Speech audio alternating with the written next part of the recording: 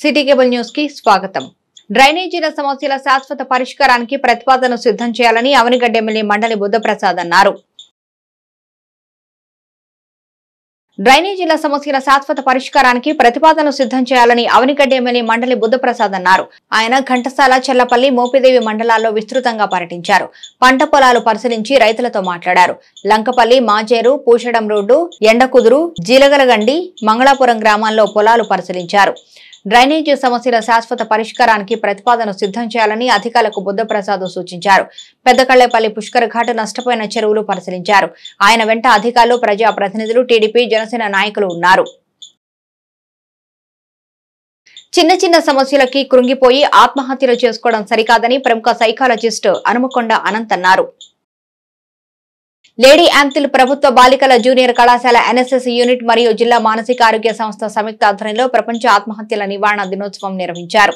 ఈ కార్యక్రమంలో ముఖ్య అతిథిగా పాల్గొన్న ప్రముఖ సైకాలజిస్టు హనుమకొండ అనంత్ మాట్లాడుతూ, నేటి సమాజంలో యువత ఎక్కువ ఆత్మహత్యలకు పాల్పడుతున్నారని, దాని నివారణకు విద్యార్థుల్లో మార్పు రావాలి అని, ప్రతి విషయం అనుకూలంగా మలుచుకోవాలన్నారు.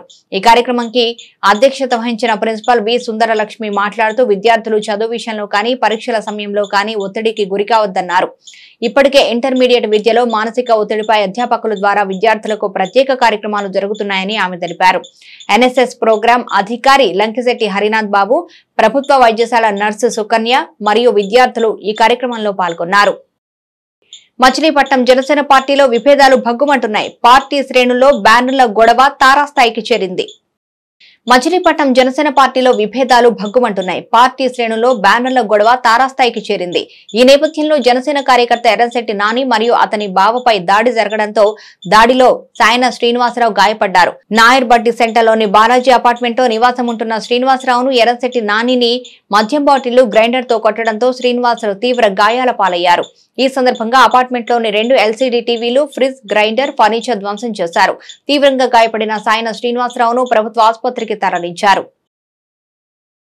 వరద పీడిత పంచాయతీలకు ఉప ముఖ్యమంత్రి పవన్ కళ్యాణ్ వ్యక్తిగత నగదు ఇవ్వడం దేశ చరిత్రలోనే గొప్ప విషయమని అవనిగడ్డ ఎమ్మెల్యే మండలి బుద్ధప్రసాద్ అన్నారు. వరద పీడిత పంచాయతీలకు డిప్యూటీ సీఎం పవన్ కళ్యాణ్ వ్యక్తిగతంగా 1,00,000 చొప్పున ఆర్థిక సహాయం అందించడం దేశ చరిత్రలోని గొప్ప కార్యక్రమమని అవనిగడ్డ ఎమ్మెల్యే మండలి బుద్ధప్రసాద్ అన్నారు.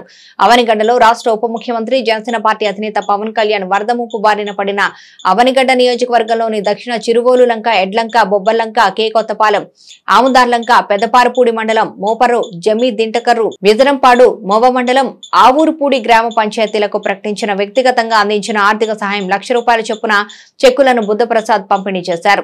జనసేన పార్టీ అవనిగడ్డ మండల అధ్యక్షుడు గుడివాక శేషుబాబు అధ్యక్షతన నిర్వహించిన కార్యక్రమంలో జనసేన పార్టీ ఉమ్మడి కృష్ణా జిల్లా అధికార ప్రతినిధి రాయపూడి వేణుగోపాలరావు, జిల్లా ఉపాధ్యక్షులు మత్తి వెంకటేశ్వరరావులు పవన్ కళ్యాణ్ సేవలను కొనియాడారు.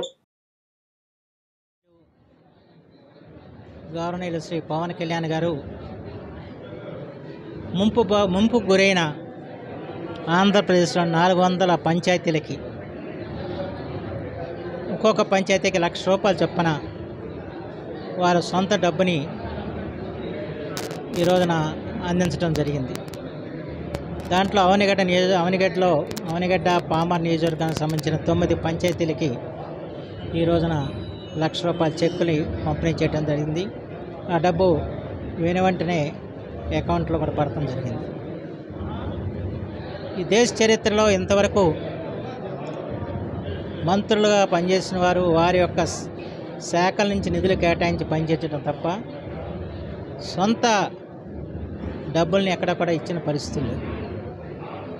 అలాంటిది పవన్ కళ్యాణ్ గారు ఈ విపత్తు సంభవించిన సందర్భంలో ఆంధ్రప్రదేశ్ రాష్ట్రానికి 1 కోటి రూపాయలు, తెలంగాణ రాష్ట్రానికి 1 కోటి రూపాయలు, దాంతోపాటు 400 పంచాయతీలకి 4 కోట్ల రూపాయలు వారు సొంత నిధుల నుంచి ఇవ్వటం జరిగింది.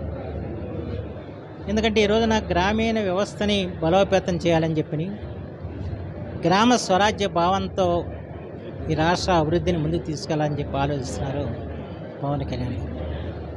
అందుకే వారు పంచాయతీరాజ్ శాఖను తీసుకుని ఇవాళ పంచాయతీలని బలోపేతం చేసి పంచాయతీల ద్వారా ఈ రాష్ట్ర అభివృద్ధికి దోహదం చేయాలని చెప్పిన ఒక సత్సంకల్పంతో వారు అడుగులు ముందుకు వేస్తారు.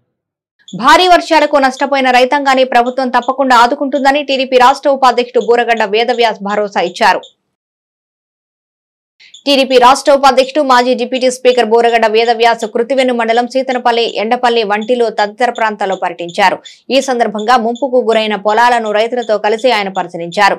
రైతుల ఆవేదనలు విన్న వ్యాస్ వెంటనే వ్యవసాయ శాఖ అధికారులతో ఫోన్లో మాట్లాడారు. నిబంధనల పేరుతో రైతులను ఇబ్బంది పెట్టవద్దని ఆయన సూచించారు. నష్టపోయిన రైతులను ఆదుకునేందుకు రాష్ట్ర ముఖ్యమంత్రి చంద్రబాబు నాయుడు సుముఖంగా ఉన్న నేపథ్యంలో ప్రతి రైతును తప్పనిసరిగా ఆదుకోవాల్సిన అవసరం ఉందన్నారు. ఈ పర్యటనలో మాజీ ఎంపీపీ విశ్వేశ్వరరావు, మాజీ సర్పంచులు పుప్పాల నరసింహారావు, కోనసాని శ్రీనివాస్, అర్జంపూడి యేసుబాబు, కొప్పర్తి బాబీ, కోనసాని అశోక్ తదితరులు పాల్గొన్నారు.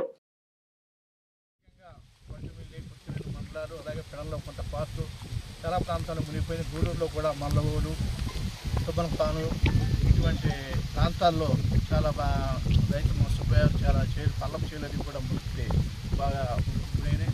గత ప్రభుత్వంలో డ్రైన్ సరిగ్గా మరమ్మతు చేయకుండా చాలా వరకు గుడికి తీసుకోవడంగా ఈ విపత్తు కూడా ఏర్పడింది. మనకి ఏదైనా ఇది రైతులకి తీరని నష్టం. తప్పకుండా ప్రభుత్వం ఆదుకుంటుంది. తెలుగుదేశం పార్టీ ప్రభుత్వం, చంద్రబాబు నాయుడు గారు, అదేవిధంగా పవన్ కళ్యాణ్ గారు, మోడీ గారు కూడా ఈ విపత్తర పరిస్థితుల్లో మేము ఆదుకుంటామని కూడా చెప్పడం జరిగింది.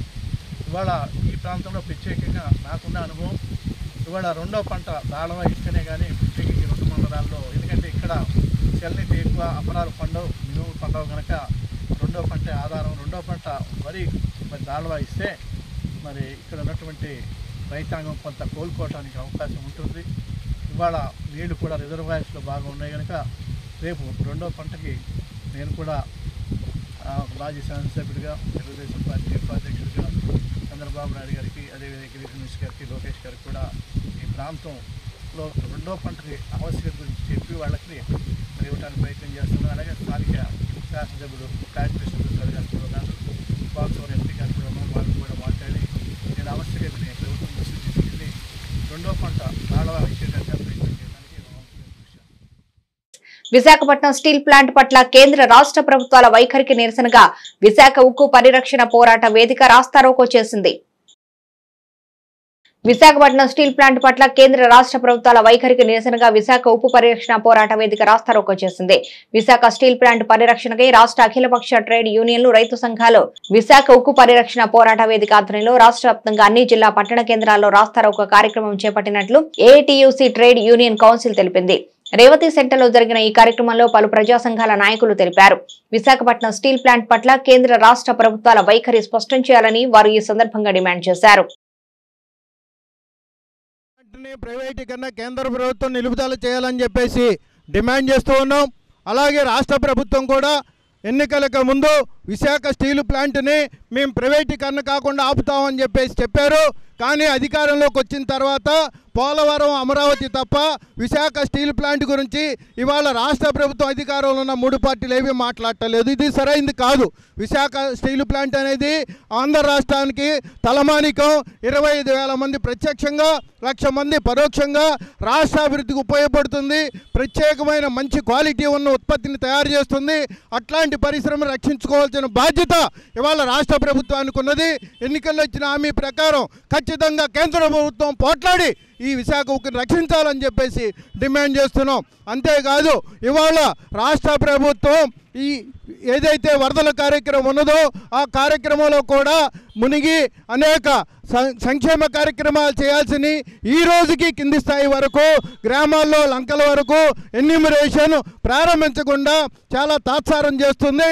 అందుకని వరద సమస్య కూడా వెంటనే పరిష్కారం చేయాలని చెప్పేసి రాష్ట్ర ప్రభుత్వాన్ని డిమాండ్ చేస్తున్నాం.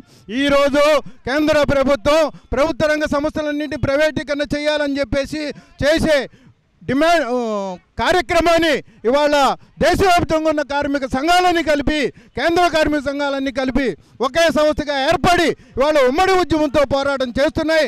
కేంద్ర ప్రభుత్వ సంస్థలు ఏటిని ప్రైవేటీకరణ కానివ్వని చెప్పేసి ఇవాళ డిమాండ్ చేస్తూ వెంటనే కేంద్ర ప్రభుత్వం విత్డ్రా చేసుకోకపోతే, రాష్ట్ర ప్రభుత్వం జోక్యం చేసుకోకపోతే కర్మాగారాన్ని కేంద్ర ప్రభుత్వం ప్రైవేటు వాళ్ళకి దానాదత్తం చేసేదాన్ని నిలుపుదల చేయాలని చెప్పి రాష్ట్రంలో ఉన్న అన్ని కార్మిక సంఘాలు, రైతు సంఘాలు, ప్రజా సంఘాలు కూడా ఈరోజు రాష్ట్ర వ్యాప్తంగా రాస్తారోకోలు చేయమని చెప్పి ఇచ్చినటువంటి పిలుపులో భాగంగా కృష్ణా జిల్లా మచిలీపట్నంలో స్థానిక రేవతి సెంటర్లో రాస్తారోకో నిర్వహిస్తూ ఉన్నాం.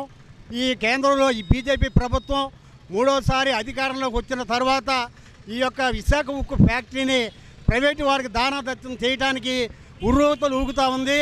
మరి దానికి ఎంతోమంది రైతులు 20,000 ఎకరాలు త్యాగం చేసి 32 మంది ప్రాణత్యాగం చేసి మరి విశాఖ ఉక్కు ఆంధ్ర హక్కు అని సాధించుకున్నటువంటి విశాఖ ఉక్కు ఫ్యాక్టరీని ఈ రోజున ప్రైవేటు వాళ్ళకి దానాదత్తం చేయటాన్ని మరి అన్ని కార్మిక సంఘాలుగా ఏఐటీసీ, సిఐటియు, ఏఐఎఫ్టియు న్యూగా మేము వ్యతిరేకిస్తూ ఉన్నాం. ఏదైతే ఉద్యోగులకు అలాగే కార్మికులకి జీతాలు ఇవ్వటానికి డబ్బులు లేవని చెప్పేసి చెప్తున్నటువంటి ఈ యొక్క యాజమాన్యం 1210 కోట్లు వీఆర్ఎస్ కార్మికులు తొలగించడానికి వీఆర్ఎస్ ప్రవేశపెట్టడానికి 1210 కోట్లు 10 కోట్లు శాంక్షన్ చేయడం జరిగింది. అలాగే ఈ యొక్క సామర్థ్యం విశాఖ ఉక్కు ఫ్యాక్టరీకి సంవత్సరానికి 73 లక్షల టన్నులు ఉత్పత్తి చేసేటటువంటి ఉక్కు ఫ్యాక్టరీ మరి దేశంలోనే ఉన్నటువంటి అతి భారీ పరిశ్రమలో ఏకైక ఆంధ్రుల నాడి అయినటువంటి మరి ఈ యొక్క విశాఖ ఉక్కు ఫ్యాక్టరీని నష్టాల బాటలో చూపించడం కోసం ఈ ప్రభుత్వం గత సంవత్సరం 45,000 లక్షల టన్నులు మాత్రమే మరి దిగుబడి అక్కడ తయారైనట్టుగా చూపించి ప్రైవేటీకరణ చేయడానికి సిద్ధంగా ఉంది. ఈ యొక్క విశాఖ ఉక్కు ఫ్యాక్టరీ స్థాపించిన కాడ నుంచి ఇప్పుడు 9,000 కోట్లు మాత్రమే ప్రభుత్వం కేటాయించడం జరిగింది. అయినా కూడా ఈ విశాఖ ఉక్కు ఫ్యాక్టరీ ఉత్తమమైనటువంటి ఉక్కును తయారు చేస్తూ మరి ఇప్పటికీ 58,000 కోట్లు మరి పన్నుల రూపంలో కానివ్వండి. 3 రోజుల క్రితం కేసరపల్లి వద్ద వరదల్లో గల్లంతైన హుస్సేన్పాలెంకు చెందిన కలిదిండి ఫణి మృతదేహంకు స్వగ్రామంలో అంత్యక్రియలు నిర్వహించారు. మచిలీపట్నం మండలం హుస్సేన్పాలెంకు చెందిన కలిదిండి ఫణి హైదరాబాద్ లో రియల్ ఎస్టేట్ వ్యాపారం నిర్వహిస్తున్నారు. 3 రోజుల క్రితం ఆయన హైదరాబాద్ నుంచి కారులో స్వగ్రామమైన హుస్సేన్పాలెంకు బయలుదేరారు. గన్నవరం నుంచి కంకిపాడు వస్తున్న ఆయన కారుతో సహా వరదలో కొట్టుకుపోయారు. గాలింపు బృందాలు 2 రోజుల పాటు శ్రమించి ఎటకేలకి కలిదిండి ఫణి మృతదేహం వెలికితీశారు. పోస్ట్ మార్టం అనంతరం ఫణి మృతదేహంను కుటుంబ సభ్యులు స్వగ్రామమైన హుస్సేన్పాలెంకు తీసుకొచ్చి అంత్యక్రియలు జరిపారు. ఈ సందర్భంగా బంధుమిత్రుల రోదనలతో ఆ ప్రాంతం మారుమ్రోగింది. సిటీ కేబుల్ న్యూస్ సమాప్తం.